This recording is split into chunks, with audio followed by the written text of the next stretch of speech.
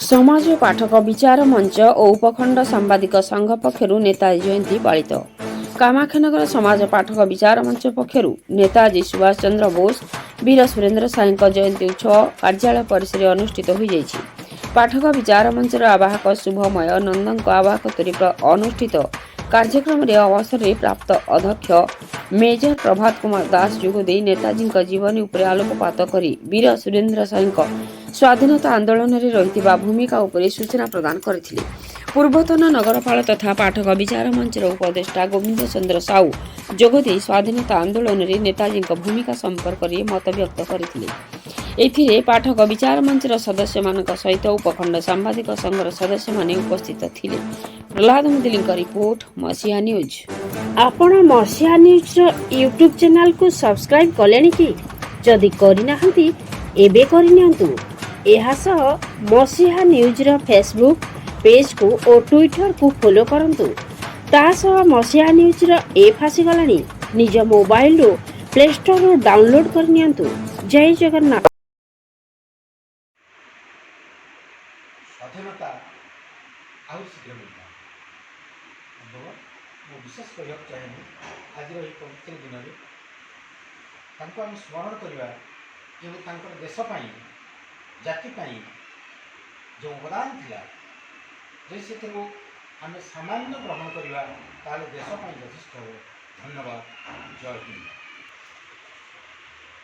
आज समस्त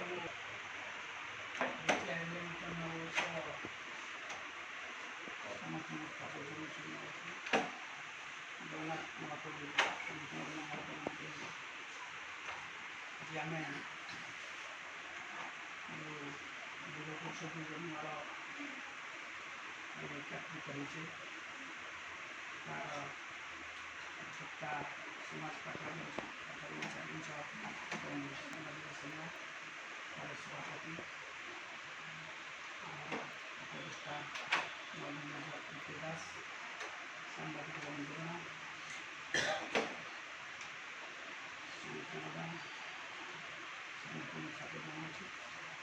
आज आम जो दुईज महापुरुष सुभाष चंद्र बोस उनका बहुत कुछ कहले से इतिहास हिसाब से आज पिता जगन्नाथ बोस जी कि आमर कटक मानव बजार में जन्मग्रहण करते किंतु एपर्यंत आम ओडावासी जन्म कटक होता बेले सिद्धांत करना जहाँकि बंगाली लोक मैंने जबरदस्ती बस अन्यतम जो आमर ओडार मुक्ति संग्राम योगदान करते आम ओडार स्वाधीनता एवं लोक भितर नहीं पाई जंगल भितर रही जो प्रकार लोक काम कर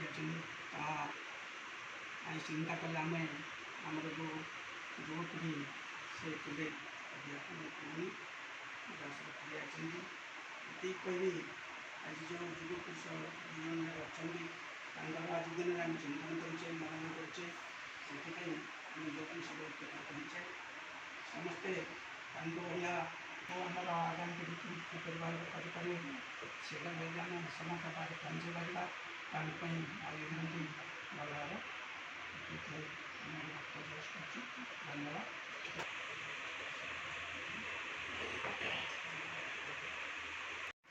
मेजर प्रभात दास कामाख्यानगर महाविद्यालय अवसरप्राप्त अध्यक्ष जड़े इतिहास अध्यापक थे। इतिहास सुभाष बोस को भारतर श्रेष्ठ संतान बोली ग्रहण करुच्ची। तार कारण भारतर स्वाधीनता पाई